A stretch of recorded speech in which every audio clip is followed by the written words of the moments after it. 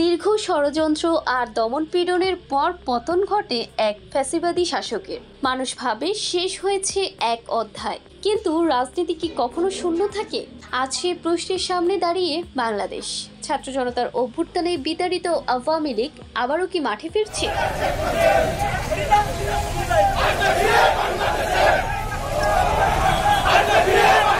ভেতরে চুইয়ে পড়া দ্বন্দ্ব কি ভেঙে দেবে বিরোধী ঐক্যের মেরুদণ্ড? এটা কি শুধুই নির্বাচন নিয়ে প্রস্তুতি, নাকি পুরনো কোনো কৌশলের আধুনিক রূপ? রাজধানীর অলিগলি যেন আবারও স্লোগানে কাঁপছে। ছায়া থেকে বেরিয়ে আসছে সেই পুরনো পরিচিত মুখগুলো, যাদের ছাত্র জনতার রুদ্ধ প্রতিরোধে বিদায় নিতে হয়েছিল। তারা কি আবার ফিরে আসছে? রাজনৈতিক বিশ্লেষকরা বলেছেন, আওয়ামী লীগের মাঠে ফেরার পিছনে সুযোগ তৈরি করছে বিরোধী ঐক্যের অভ্যন্তরীণ দ্বন্দ্ব।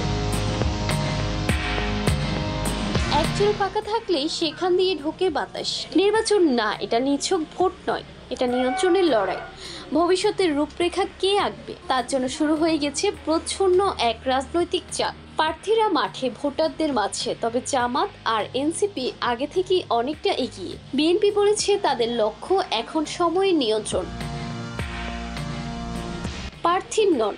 নির্বাচন প্রক্রিয়ার নিয়ন্ত্রণ চান তারা। এই প্রসঙ্গে বিএনপি নেতা সালাউদ্দিন আহমেদ বলেন, আমরা বিভক্ত নই, আমাদের পথ আলাদা হতে পারে, কিন্তু লক্ষ্য একটাই, আবার যেন অন্ধকার ফিরে না আসে। কিন্তু ঐক্যের ভিত্তি কি সত্যি এতটাই মজবুত? গণভোট, উচ্চকক্ষ, সাংবিধানিক কাউন্সিল, এই শব্দগুলোর এখন বিভেদের বিস্ফোরক। এনসিপি চায় সংস্কার, বিএনপি চায় নিশ্চয়তা, আর জামাত চায় ন্যায় বিচার।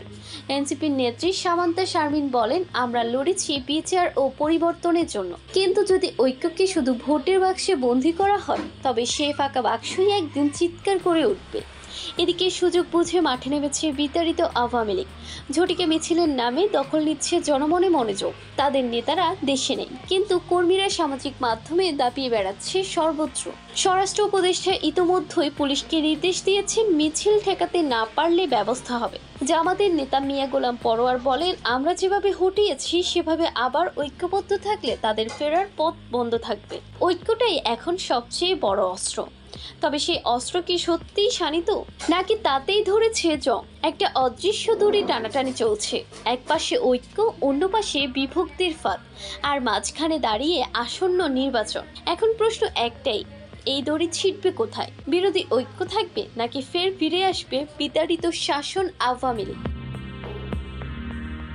জান্নাতুল তাহসিন, FTV নিউজ।